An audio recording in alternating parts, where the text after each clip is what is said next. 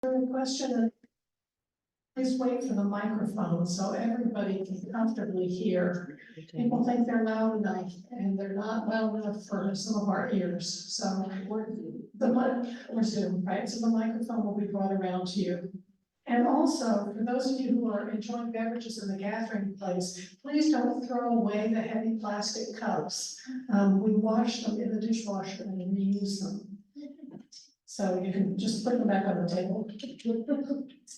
So now for the main event. We are so happy to have Dr. Charles Coble with us this evening. He's a lifelong teacher and advocate for public schools and teachers. He began his career as a high school science teacher, then became a teacher of science teachers, then a dean of a school of education, then a founder of a statewide teacher education program, then a national and international consultant on education and social policy. We asked him to speak tonight about trends in the uses and misuses of public money for education in North Carolina, as well as anything else about public education he thinks we should know or that you want to ask about. At the end of this meeting, we'll have information sent to all members about how you can support and advocate for public schools. So you'll all be getting an email about that in the morning. So, Dr. Coble. Okay, good.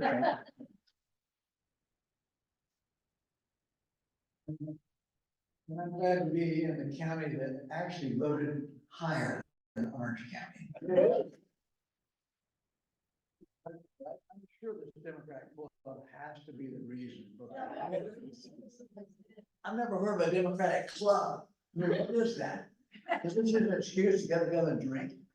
Yes. It's right. I'm all for it. All right. Well, indeed, I am a strong advocate for public education. This is important information I'm about to give you because there'll be a test. Yes. That's probably why you have it here. So my mother taught for 45 years, and I knew growing up in this really small little town that I grew up in over in Stanley County, I knew that I was living in the most respected, the home of the most respected person in that whole southern part of the county. She was very well respected. So by inference, people thought I was pretty cool, but I was not the student that she was. And so it took me a while to get onto the track that the way you get to be a good teacher, you need to study yourself. And once she explained that to me a few times, I got it. Now, I was a certified science teacher for 50 years. Wow. So, and my reason for doing that is that as a dean of the School of Education at East Carolina University, I felt the most important thing to have on my wall behind me was my license to teach. Okay. Because everyone would say, well, yeah, you talk a good game, but you're not a teacher, you know. Well, yes, I was, and we had to go back. I went back every 5 years and recertified every 5 years for all that period of time.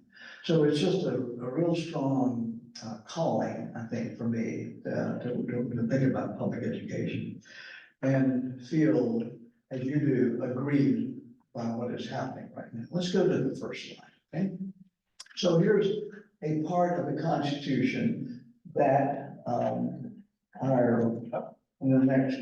next slide. Okay. Oh.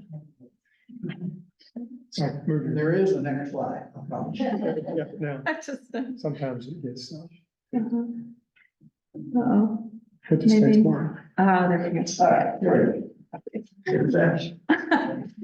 So this is the part of the Constitution that the current Supreme Court used to justify there being our tax money diverted to private education.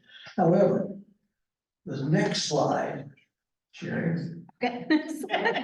No, The next slide yes. is really the operative condition that we should be paying attention to. Okay. And that is Article 9 of the state constitution of North Carolina. which was approved after the Civil War, just a few years after the Civil War, when we had to rewrite our Constitution and pledge allegiance to this nation, and also decide what we're going to do about education. We built it right into the Constitution, and it makes it very clear, I think. Now, if you find wording in there in red which says some mention of the Constitution of North Carolina certifying the use of public funds for private school, then I yield. We can just all go home. But our Constitution is very clear about this. And so how the North Carolina Supreme Court could rule that it was constitutional, I can't find it. And by the way, I've talked with several retired members of the Supreme Court who are Republicans, and they don't believe it either. So this is a political act. They made a political decision. So let's just go through a bit of the story, a bit about what's happened in the last few years, since 2010, when we were asleep at the wheel, perhaps. Okay. So let's go to the next slide. Did I do that already? Slide Next 4. one? That's it. Okay, That's good, right there. okay. Let's back up, matter of fact, okay. We can't back up. Oh, we can. Okay. So just sort of read through that, if you would, a little bit. So eliminating the teaching college program, a national model for attracting highly qualified, capable, smart, we were recruiting valedictorians and salutatorians into the teaching profession. They built it back about 1/3 of what it was after such an outcry. But they didn't put a single one of those new teaching college programs in either the east or the west. They're all along Interstate 40, okay, and 95. Eliminate master teacher pay, pay for getting a master's degree. I know that the research on that is thin, but let's think, not everything can be measured about, we don't have, our metrics and our measuring systems are not that great that you can't detect the significant difference that a master's degree will make over children. But anyway, that's another whole discussion. Eliminating financial assistance for encouraging teachers to get a national board certified teachers. When Dan and I were doing our thing at the North Carolina Center for School Leadership Development, teachers got paid up front because it's expensive to study for, prepare for, and then take the exam. Now you have to do all that out of your pocket, and if you pass it, then they'll reimburse you some of that money, not all of it. So the raises and the salaries are such that Virginia, which has always been ahead of North Carolina in teacher pay, Tennessee was at one time, Georgia never has been, and South Carolina has never been until recent years. Okay, we are behind the state of Mississippi. Wow. On teacher pay. We used to, I'm not sure how many of you are from the South, but we always said, thank God. You know what they're saying in Jackson, Mississippi? Okay. This is hard to believe too. They created a teacher salary schedule that once you've been teaching for 15 years, you do not get a step increase the rest of your career. Wow. You only get an increase if the General Assembly decides to give an increase, but there's no, I lived through it, a little reward would be great. No, for 15 years, flat. There is no state in the union that is that draconian in terms of what it did to career teachers. They folded their longevity pay. They had a little bonus, I'll teach for 10 years, I get the longevity bonus, They folded that into the teaching schedule so that there's no bonus. They just cut the teacher's salaries, what they did, and build it into their record annual increase up to 15 years. Eliminated tenure contracts, there's a team. Eliminated state funding, professional development fund, the whole thing that we developed down at there's a building sitting absolutely empty in Chapmanville that used to have 120 people in it for professional development programs that were models for these United States, not a single person's working. The building is sitting empty. Wow. And they reduced teacher assistants. Now let's go to the continuation of this bad news on the next slide. And it goes on and on. The things you read there would make Jim Hunt cry if he knew it was all happening. I talked with Rachel the other day, our next lieutenant governor, I hope. She said she has to just simply not tell him things now. And he's not doing great. So he doesn't know some of the things that he would know if he were doing great. But anyway, because she just can't bring him. But the last one here, the most draconian thing, it says here that I created, I put copy. This is an ALEC invention, okay? This is happening all over the nation. Now, we came in a little bit after some of the others were in action, so they've learned how to do it better, to do a bad thing better, okay? Like giving $1 million just to promote the voucher program. That's our tax money. Wow. Okay, to do that. So let's, before I start crying, let's just, let's go to the next slide, okay? So now, where are we? So, North Carolina ranks 50th. That's where it was when I was in the first grade in North Carolina. We were 50th in school funding. Wow. Well, guys, 48th in the overall. There's a distinction between effort and funding. So the 50th, we're not even making the effort. We can do more because we have the wherewithal to do more. This is a very prosperous state. We're rolling and we're not doing what we can do. We have the money to do it. We're not doing it. But 48th in real funding. Beginning teacher pay below every state in the Southeast, except, by the way, it depends on what you filled out Civil War, West Virginia. They're lower, okay.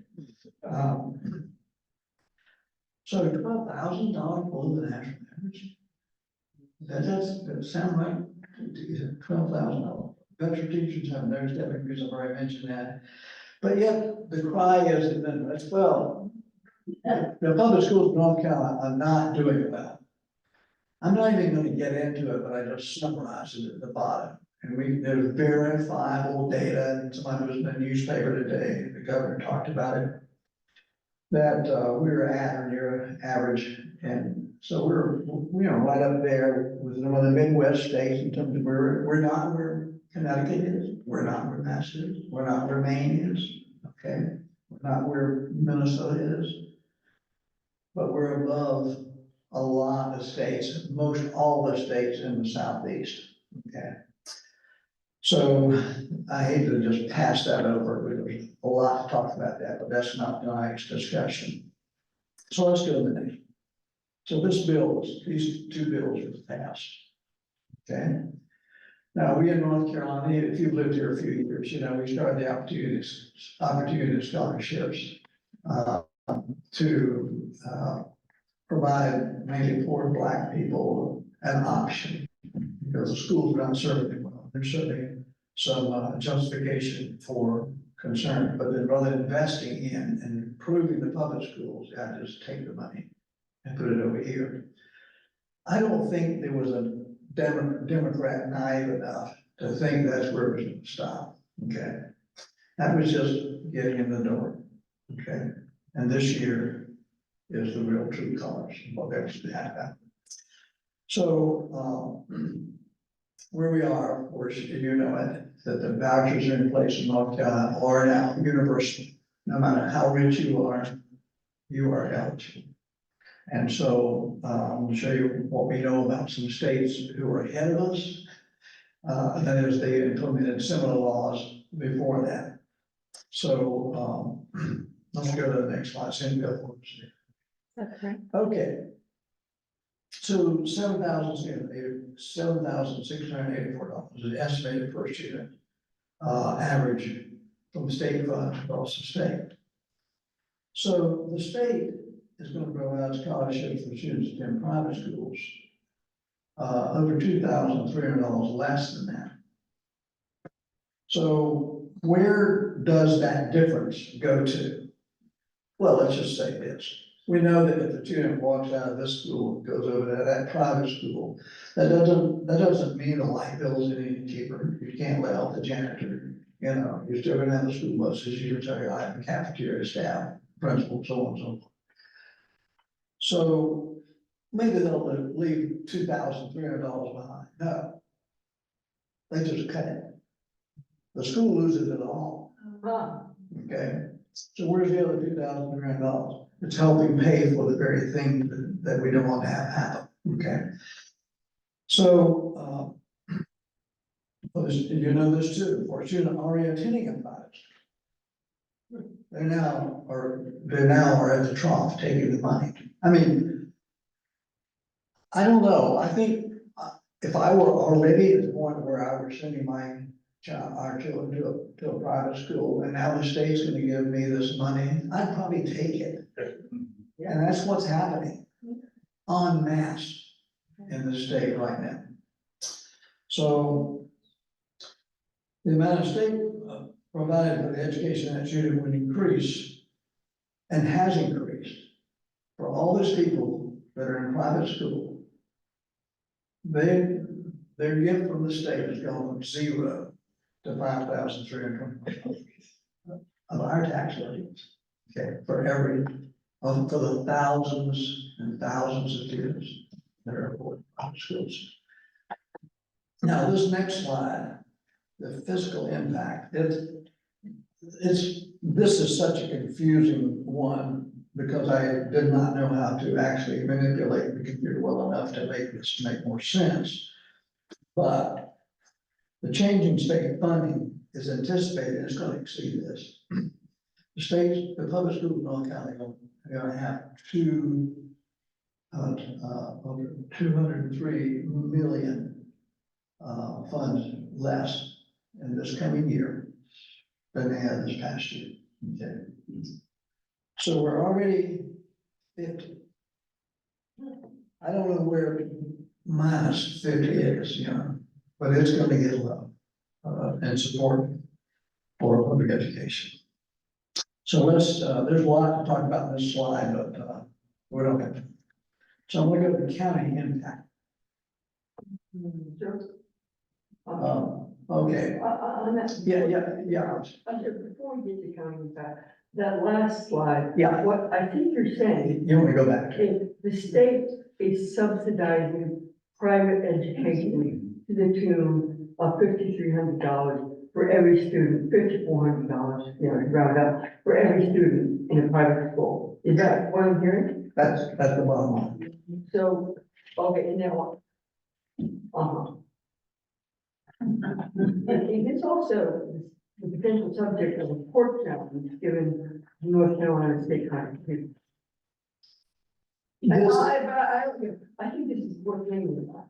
You know what? Yeah, Let's hold on to the microphone to the question. That's okay, but if. no, the impact is big and it's worthy of challenge. And we've already lost that challenge, okay? Now the Supreme Court is under consideration for something else that would actually ameliorate some of this, but they're not gonna approve this either. Yeah. There's a huge court case, in North Carolina, it's been going on since I was a dean of the school, well, I was a young man when they started this. In 1994, some of the poorest counties in East North Carolina filed a case they called the Leandro case and they documented what they were not getting from the state that they needed to support their schools. And this law case is still going on. It was approved in 2022. About $2.5 billion were going to be transferred in a formula. I'll show you what Chatham County would have gotten, would still get if this happened. The new Supreme Court came into place. Because again, we were more asleep at the wheel of the state than we should have been. They replaced, the Supreme Court, now is majority Republican, is before the Supreme Court, and they are going to overturn that. All right, so it's gonna get actually worse, and I'll stay around, we can talk about this more too later. So here's the county line. Now, I don't know if you know your geography, North Carolina, but, there's gonna be 8% and 7% declines. Now, that's gonna only be about $600,000 in Northampton County and Bergen County. But these are dirt poor counties, okay? And they're gonna have huge losses of income to serve their students. 7 counties, Craven, Cumberland, Madison, you see their list, 5% declines. We're talking about millions of dollars.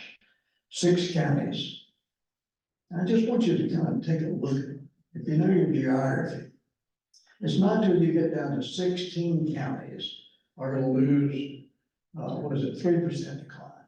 There you've got Buncombe, let's see, that's about it. Durham, yeah, Durham. You got a couple urban counties. Now, Chatham County is estimated to have only a 1% decline, but you're gonna lose $670,000 this year. Now, the county commissioners are gonna have to face this for next year. The money's probably already budgeted for school year. I don't know where you are in your budgeting process, but somebody is gonna have to decide what to do about the shortfall. Where I live, it's a 1% decline, but, you know, it's almost twice the amount of money. Has to do with the number of students. Okay, so it's not insignificant. Now, I'm gonna show you some specific data on your county a little bit later. But when you study all that they've done and what they're doing, and here are my 3 takeaways. So the state schools, they're gonna do more than struggle. I think I was being nice. But they've, in implementing these vouchers, and implementing these opportunity scholarships and giving away to schools, I'm gonna just give you maybe a story about just one of the schools. And it was the one 2 years ago that received the most money when it was just money for poor people, okay? The school in Cumberland County had no website. You could not find out who the principal was. I had to go there, okay? Now, when I went there, I realized the truth in what the one comment that was made on their Facebook account when I read about the school. The parent of this, who had children in school, I guess, said, because the name of the school was Fayetteville Christian Academy, Inc., IMC, okay? And they're a part of 7 other Inc. Christian Academies, so this is a business. All right. She said in Facebook, she said, this is not a Christian school. This is not even a school. They just throw the basketball out and pick it up at the end of the day. Okay. So that school, by the way, won the independent school football championship last year. Okay. So what they do, they take all these youngsters, almost all black, all poor, take them into the school, teach them how to play basketball and football. There's 0 accountability for is a teacher certified. Under this law, you do not even have to have finished high school to be a teacher. Oh, You do not have to be certified. I mean, that's hard to believe. There's no accountability for the curriculum that they're teaching. So this is actually my biggest concern, honestly. And that is, they're not learning science. I mean, you know, real science. They are learning that the earth is 10,000 years old. They have their own books where there is actually a school. There's actually a whole textbook industry just for the Christian schools. And the math is different than the math that you and I had. The English, be assured, there is no woke literature in that English class. Be assured. Okay. So I'm worried about our collective future because nobody in China is studying science that invents this earth in 10,000 years. They're learning science. They're being taught physics and chemistry. And we're in competition with that nation, big time. And we have to have people educated to do that. We have to have people who know how to think and problem solve and work collaboratively with each other, not rote memorization and not getting your Bible verses. Christian as I am, I understand the difference, okay? So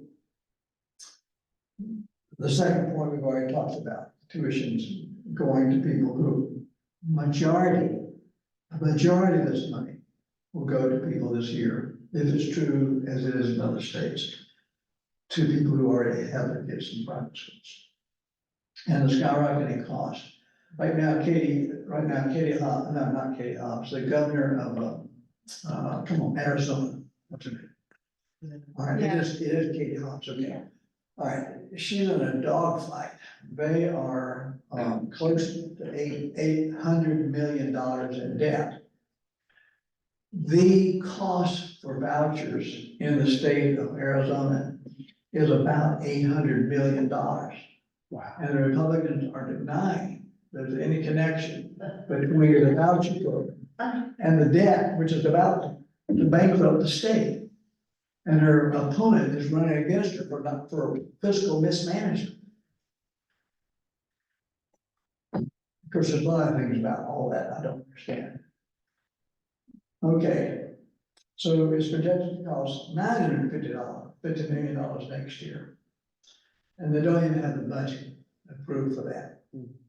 You see, in Iowa and Ohio, 2/3 of the voucher money is already going to people enrolled in private schools. Now, holy cow, in Texas, the most despicable governor in the nation could not even get vouchers passed in his state after repeated tries, and they couldn't, and now why did they not approve vouchers in that state? Expensive. Too expensive. No, Friday night football. There are a lot of counties in Texas, and what they do on Friday nights, they play football at my high school. Now, if you start taking kids over here and put them in this Christian academy, I might not have my high school, and we're trying to get a championship. So it's Friday night football defeated. So there's some people in this state probably that are working on the counties in the western part of the state, where Friday night football is the biggest thing there is. That's all there is, by the way, in some of those counties. And so they're not for vouchers there. And Eastern North Carolina's a different thing, because they're also racist, okay? And so that settles the issue in Eastern North Carolina.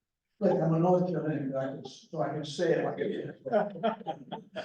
All right, Illinois actually defeated, they turned their back on. They actually voted not to continue their voucher program. So there's no, but we gotta act fast. So a poll on vouchers. Okay, so not surprisingly, Democrats are averse to this. Not surprisingly, Republicans are for this. So it's you have the data here, and I don't know if you'll be able to have access to this presentation afterwards, but we need to, so because some of this takes time to sit down and really study and see what's happening across our state. But the people of North Carolina don't want these vouchers. Now, so what's the problem? Okay, let's go to the next slide. Let's be better about this. Maybe we're just closed-minded. Well, they can and they do openly discriminate against students who are, they can discriminate on the basis of race, color, national origin, religion, disability, and sexual orientation. They can and do discriminate different schools on those bases right now, the ones that are operating in the state, and it's gonna get worse. Here's the surprising thing for me, and this is an average and in general. There's no question that the students at Cary Academy and Ravenscross score better than most of the public schools in North Carolina. But those are not the majority of the private schools in North Carolina. Most of them are these Christian academies. And you have the data under your lap that shows you who's getting the money. And on average, the public schools outscore. And this is not just in North Carolina, it's all over the nation. This is verifiable information. Send your kid, they talk about the failing public schools, that's the mantra. The data do not support the schools in North Carolina. The schools in North Carolina have been improving like crazy and until COVID. And the schools are outperforming the private schools, mostly the parochial schools. So the schools are the private ones, the lack of teacher quality, safety standards, nutrition standards. They don't have to serve food in school. They don't have to provide access. The public schools are feeding kids twice a day. Okay, and they get it. I mentioned the lack of accountability, no teaching standards, no curriculum standards, and they do not participate in the state testing program. We don't know how well they do. So when a person says the private schools are better than public schools, they don't know the answer to that question because there is absolutely not one single evidence that, what they're doing in the private schools. They don't have to test, they don't test, and they don't therefore make the test data available. And there are fewer services. So what can you do? Well, what I'm suggesting, that what you do here in this county is that you need, even though, you know who they are, they're good Democrats. I'm telling you, call your Democrats who are in office and make sure they know and they hear from you that you're opposed to this. Because North Carolina is coming late to the game in terms of the voucher program, they've learned some things from the other states. And they've learned how to seduce more and more people into this action. And so Representative Reeves and Senator Murdoch are going to be under increasing pressure from Democrats to go along with this. Because it's not just Republicans who are cashing in. And so they're gonna be in pressure. And so they need to hear from you that you don't agree with this. You certainly, you owe it to somebody to make sure you continue to contact Berger and Tim more. And so you know how easy it is to do. I just encourage you to do that. Those online and those here to do that. Express your support for public education, express your strong opposition to the vouchers, encouraging to increase teacher pay, and encouraging to increase funding for public schools and support the education. They need to hear you on those 4 issues. And you just say it to them. And early on. So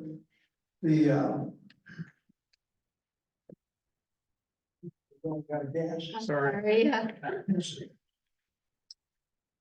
So I got together with about 7 superintendents last year when we saw this thing coming. We organized, started developing what we call Friends of Public Education. These are people we encourage, write editorials and get on radio and speak out about the voucher system. And then the next slide shows you one of the persons that was involved with that as well. And I think you probably remember Larry May. Yeah. He's your former superintendent here in Chatham County. So Larry got 2 editorials, he got it published twice, by the way. I think the editor didn't remember you did it once before, you got to do it twice. In this county, and, in Montgomery County, he also got an editorial published, and I talked to him just yesterday, so he's one of the people that we've been meeting with and organizing and trying to get things in the paper and, you know, and speaking and go on radio, talk about it with whatever local organizations you have. So speak out in civic meetings. I'll be, you know, you can find me. I'll give you access to fabulous information that you can create better, powerful presentations than I'm giving. And so here's the data on your county. So your current state funding is $59.4 million to run the ship. And that split, by the way, in the state funding for public schools occurred in the Depression. Before that, the local people were responsible in North Carolina for funding public education. And in most northern states, that's still the case. They get state funding, but it's mostly local funding.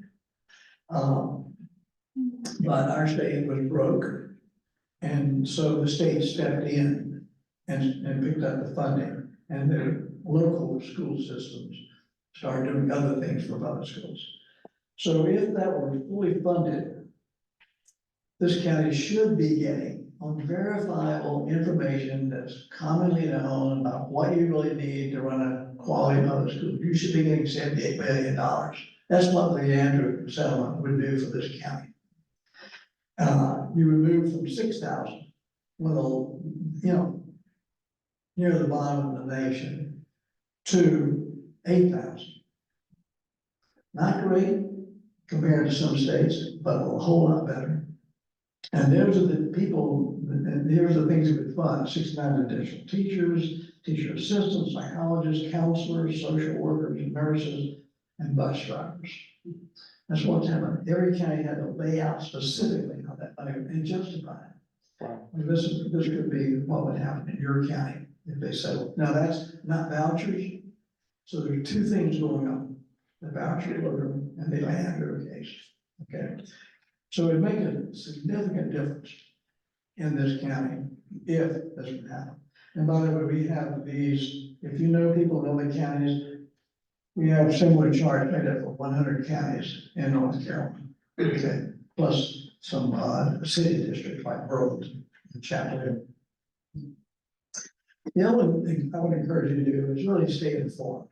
Most of the data I'm using tonight is coming out of public school first, but this new organization called Every Child in North Carolina is doing some marvelous work. And the public school forum, which is more established, they're working not in this way, but they're working with the business community. They're pulling out of the hat the old Jim Hunt formula. So if you were in the state and Jim Hunt, you know, you couldn't tell from the day to day, is he Republican or is he Democrat, you know, whatever. He was right down the middle. He's probably a little bit to the right Democrat. And what he did was work tightly with the business leaders in the state, most of whom were Republicans, most of whom were not from around here. And, but they worked tight as a tick with each other. They said, look, if we're gonna have IBM, if we're gonna have Cisco, if we're gonna have Nortel, they're gone. If we're gonna have, you know, we need an educated citizenry. And I'm not so sure everybody in North Carolina understands that. And I want you to help me get it to happen. So they would lean on the legislators and make sure. So they carry the water for him to deliver on moving us from, you know, scratching out the bottom to about the middle of the nation in terms of teaching standards, student achievement, you know, it goes on and on. So it's particularly sad, but now achievement is a lagging indicator. Okay, the funding comes first, and later on that follows. Right now, we're still about the middle of the nation, and our funding is dropping. So the lagging indicator of student achievement is not far behind. Okay, and teacher attrition, and it goes on and on. Okay, So the thing I don't quite understand about our fellow Republicans, our Republicans, is that, okay, I understand white nationalism, and I understand you're not believing in democracy, but I don't quite understand why you don't want the state to prosper. Are these values more than those values? Well, what I found unconscionable is our state superintendent shows up at a choice rally. Now, she's a Republican. I'm working as hard as you are to make sure that she goes, that we put a Democrat in her, somebody that cares about public education, not showing up at choice rallies and advocating or keeping her mouth, being silent in the face of a true inequity, a true abuse of the public schools of North Carolina. So my last slide is that this is I got a Victory Baptist church in Chapel. Well, okay, so you know about it. Okay, it's all true.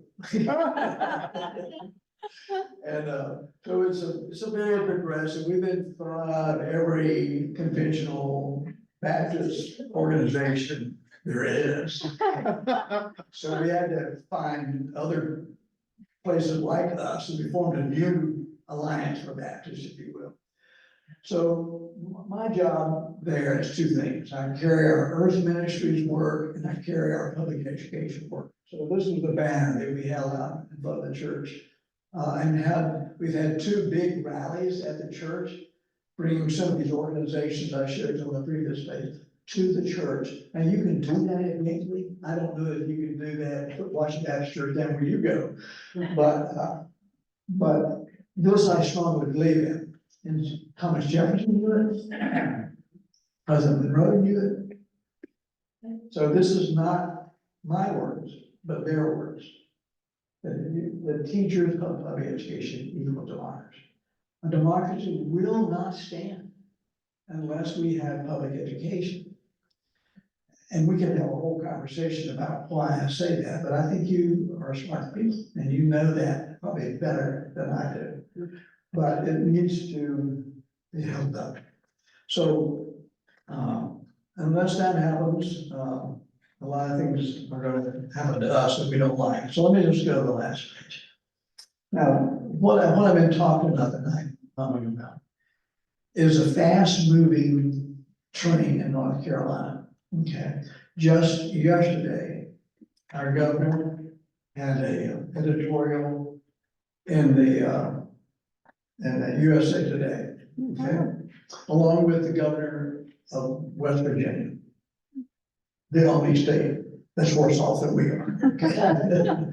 And Kentucky. So he's speaking out. That would be a resource I would put on here. It's very well crafted.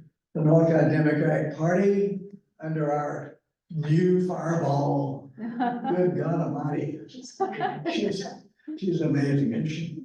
And so what I'm saying, this last page has a list of a lot of things. I would change this already, okay, because of new information that's come out. We have now just yesterday, new information on how is the spending going in Georgia, for example. Well, Georgia's doing what everybody else is doing. There's a massive shift from the poor counties in that state into the Fulton County, where nobody's, well, no, these are the best shoes I've got, but anyway.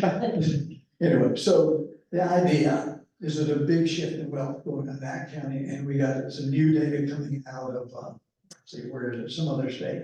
But anyway, it's fast moving, but if you log into this Education First website I mentioned earlier, you can find this amazing information and stay right on top of your game. And so, but if I can help you in any way to find information that would be useful to you, we certainly are doing it. So let's go to your questions now. That's my show. Yes, ma'am. Oh, yeah, we got people online. We need to- What's the likelihood that this voucher debacle is also gonna go into homeschooling? Oh, Well, Because that's, some states have actually used yeah. the voucher to also fund homeschooling. So here's the way I would do it. If you can imagine a more worse scenario than what I've laid out, they'll go there. Okay, so that, we're just probably a year away from them telling, oh, somebody said, maybe we should be paying the parents to teach their children, because they are. They're not certified, but neither are they, so ever how low it can go that far. So that's an excellent question, and I don't know the answer, it hasn't been raised yet. But that's only because I haven't thought of that yet, and you have. I was gonna ask, you, where do charter schools fit in this puzzle? Because we have quite a few charter schools around here, and many people think they're public schools. Well, they technically are, okay, they actually are public schools.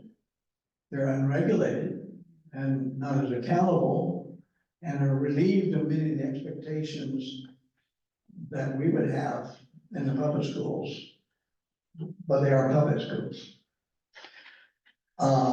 So I've been thinking about this evening, I have to think about that question right now, because I could show you some equally disturbing data about what's happening in the charter schools in the state. And there are some excellent charter schools, okay? And they're doing great work, and they're doing it at the expense of the school right next door to it. In Gates County, in Gates County, they built a charter school directly next to the public schools. So they could use by law, the athletic facilities of that school. The gymnasium, the football field, all the services. And get a ride on the school bus, okay? Wow. And are they, what is the admittance criteria? Like, so do the admittance criteria, is it lottery, are they not allowing everybody in the way the private schools don't? I mean, or do they have to let everybody in? No, they absolutely don't. No, absolutely. And it is lottery. But however, this deserves a huge amount of conversation, but what's happening is an explosion. It's almost like that. But we had a cap on charter schools, in the state for years at 100, right? The cap is off, it's over 200 and something right now and growing, okay?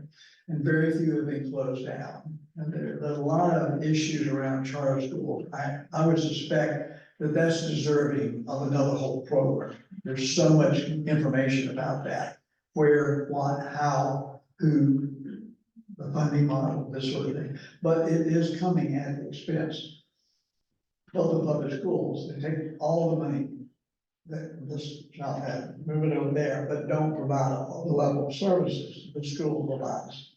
And this school therefore lost that chunk of money.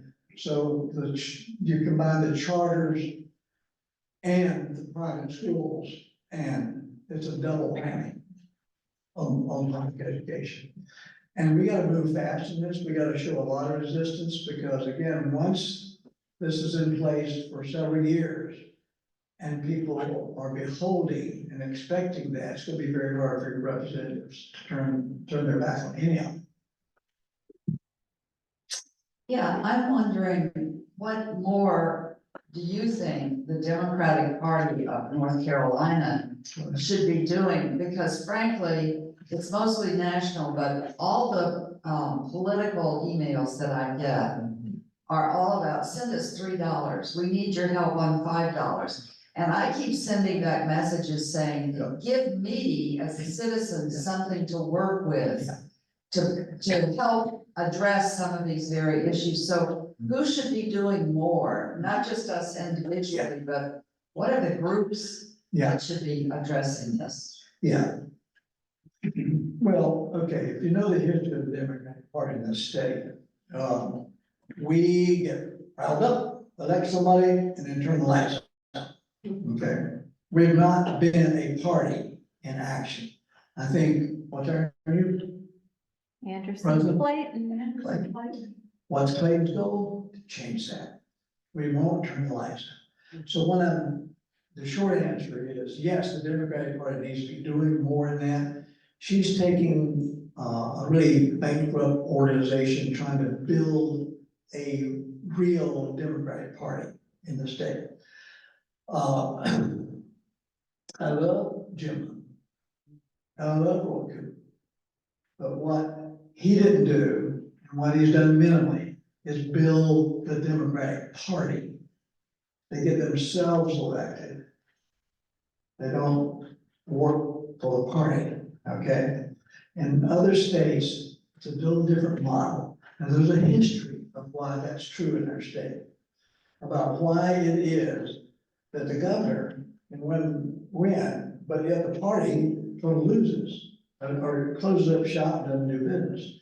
And so what Clayton is clearly trying to do is build a real party structure. That can do more than just ask you for $3 to $5, but build a program. This particular issue, as maddening as it is to me and to you, is way down the radar. The next time you're getting invited to go to a fundraiser for Josh Stein, I would ask you to ask him, Josh, what do you think about, what's your vision for public education? Do you know what it is? No, I didn't. Okay, so there's your answer on that. Okay, so this is not an issue that most people who are running for office really have focused in on yet. They are about to see it happen, because it's gonna change North Carolina. And, but it's been flying, not really under the radar, but with no opposing counter thrust. I mean, we organize these superintendents just to try to get the word out, because nobody was doing anything at the state level about this. She was trying to find the keys to the front door when all this was going on. And so, we got publications, we tried to get, what's the, John Locke Society to debate us. We even, in the public school forum, was giving airtime to it. And he said, frankly, he said, why would I give you any airtime? People don't know this is happening. Okay? And he was very frank about it. Okay, I get it. Thank you. I wouldn't give you airtime either if you were trying to stop something happening. So the thing I love about this club is that you are in charge. And it's gonna be a grassroots. I mean, we don't have a great campaigner for the president. I would vote for him if he were on IV, okay? But he's a great president. But not a great campaigner. He didn't have to campaign the last time. So it's up to us to get him elected and then get our job, let him do his job, and then we gotta get it working the state bill as Democratic Party, I can get right behind Clayton. That's a very unsatisfying answer, and I know it. Reality. Okay, Hey, I'm curious about something. yes, And for my question, I'm willing to assume the premise that the Republicans in the legislature that are particularly working on advertising the voucher program truly believe in vouchers and think it's really important. I'm accepting that premise.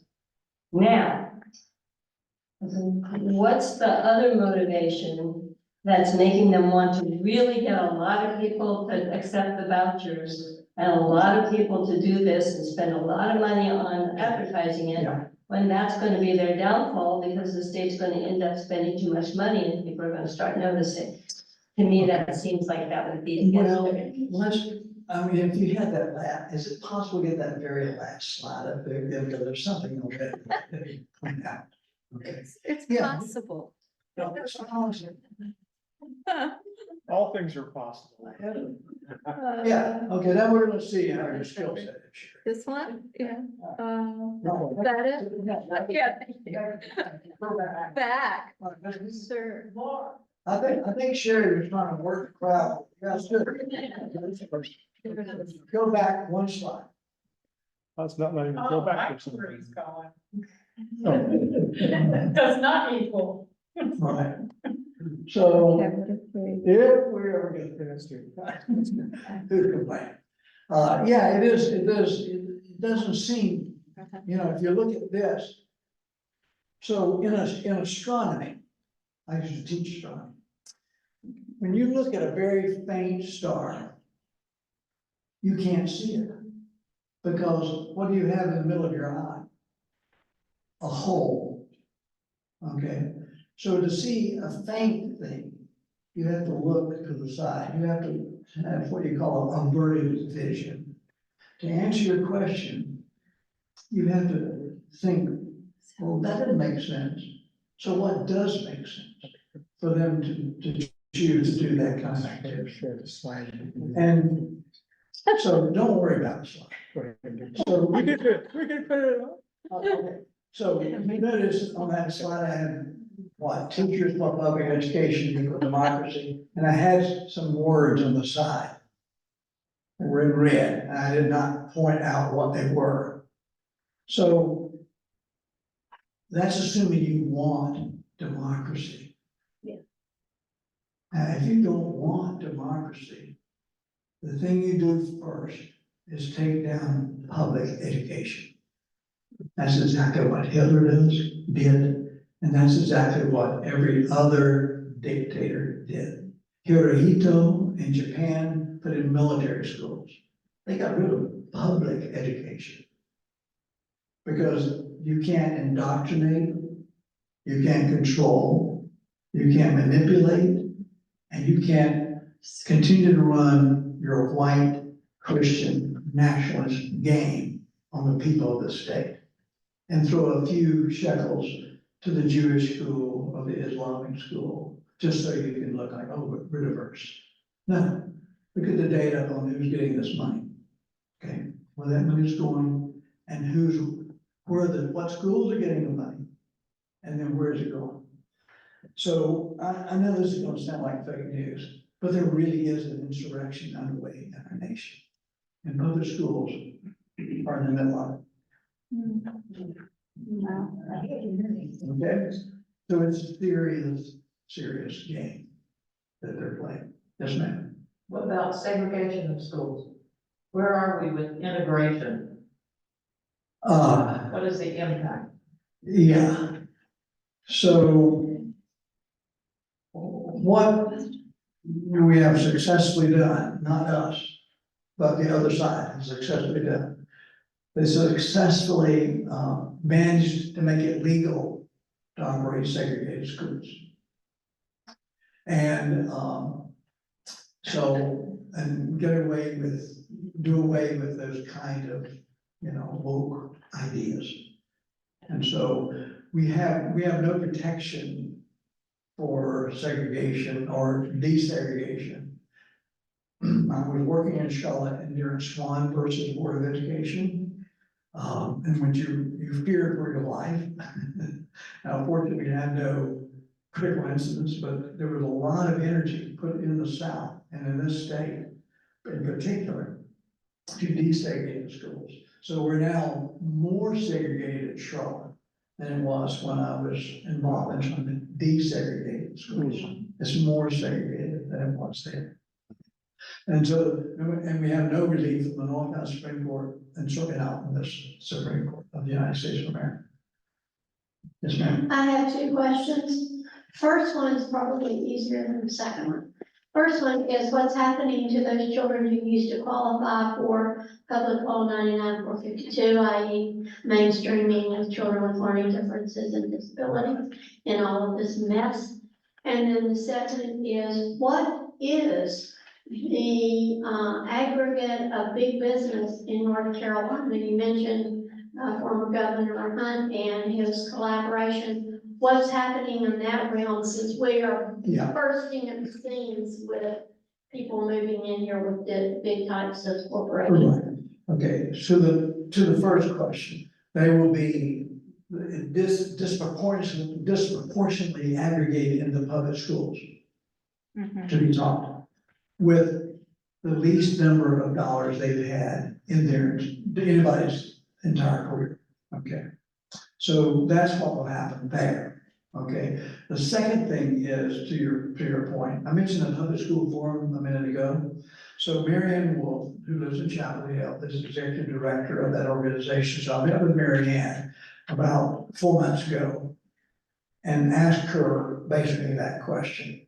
Okay, because I went to their last meeting, and this has historically been, then I think it's safe to say, it's been Republicans, Democrats, they get together, they work together, they create some great programs together. There was one Republican at her last meeting, okay? And he was a wolf in sheep's clothing. Senator Lee from New Hanover County. And Senator Lee is a nice gentleman. And stabbing you in the back every step of the way, okay, which is what he did. So, so I asked her, what's happened to how are you going to survive as an organization? The fact that it was built with John Jordan on the basis of being, a collaborative organization or working across the aisle. She's going to the business community. So this is not gonna make headlines. You're not gonna read about anything that they do. This is all to the side, working with the business community, trying to explain to them what is happening, what that means for workforce in the state, if this continues to go down the pipe. And so not just having some elite students are not gonna save us. We need a literate workforce to pull off what's happening in North Carolina. So, she's working, to rebuild that collaborative with the business community. I'm talking about the top leadership, and we now in the state have some amazingly wealthy, big businesses operating in the state. So she's meeting with them. And, but with a plan, and that plan is to help turn back some of this. Even though their children. Go to Okay. private schools. So that's why it's gonna be different. Okay. Yeah, I don't know where the microphone is. Yeah. I'm coming with it. This is the last question, except for mine. I get it. This is not his organization. Yeah, all right, so I'm wondering, is there some opportunity across the state of North Carolina to begin to train people on this issue to go to Rotary clubs? Because that's where you got your small and your larger business people. And it seems to me that that would be a place, because they have programs, and that we could get to some of these business people about the workforce issue. Yeah, exactly. And indeed, you're right on the glide path, okay? So the information that you saw here tonight presented even more in a more sophisticated manner, but this is the best PowerPoint presentation I can put together. But there are people who can put together some really great ones, okay? And I've seen one late this afternoon, and I said, oh my God, I wish I could send it to Chris, because this is the one I need to show. Very professional and really good. So we're in the state of North Carolina, we have what we call regional education service agencies. All the superintendents are a part of that. So they're getting ready to get what you got tonight in a much more sophisticated way in the next few days.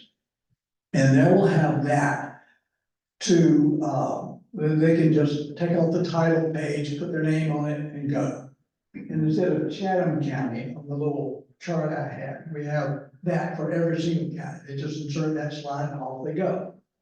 This will go to every superintendent in the state. All right, that's my job between now and next Wednesday, somehow to get it done. Excellent. And so anyway, so then they are members of Rotary clubs. Yeah. Okay, and the Kiwanis, and you name it, okay? So they already know that what you need to do in addition is talk to your school board, make sure they know this. And the county commission, they gotta pay for what's not gonna happen. But now we gotta have a civic engagement in order to have them speak out on this issue.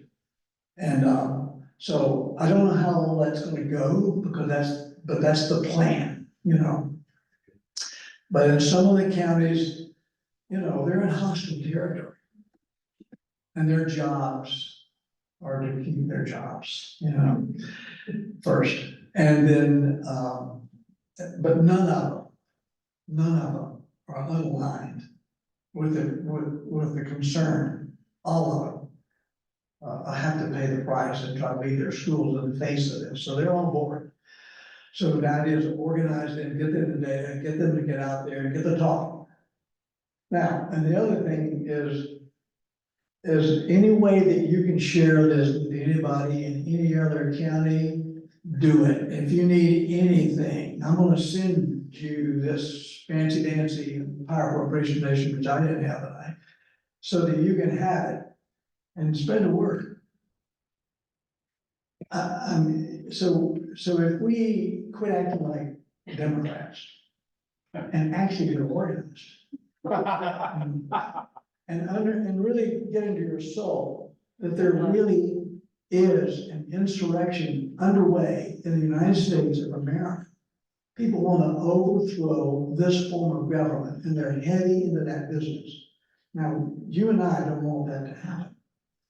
So if the superintendents don't do it, or if the governor's not gonna do it, damn, I guess we have to do it. So I challenge you to do that.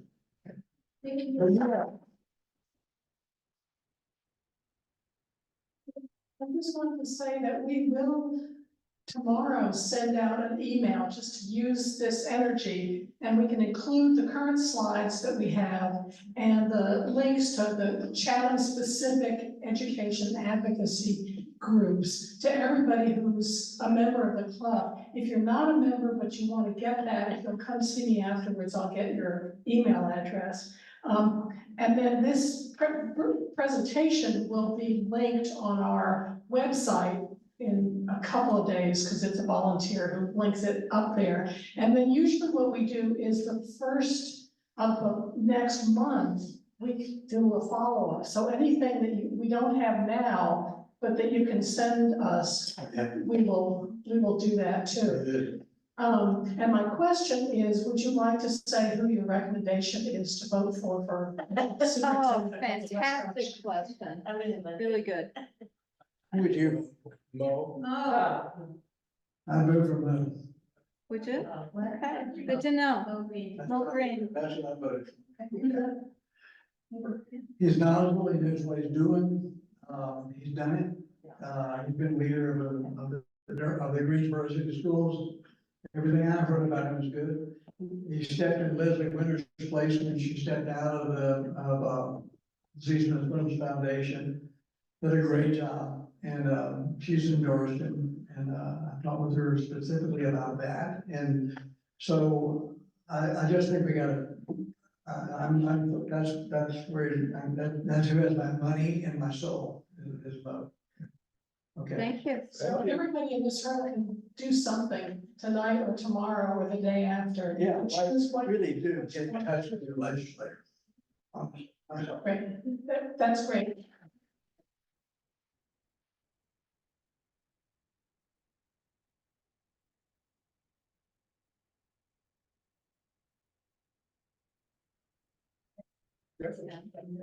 Yeah.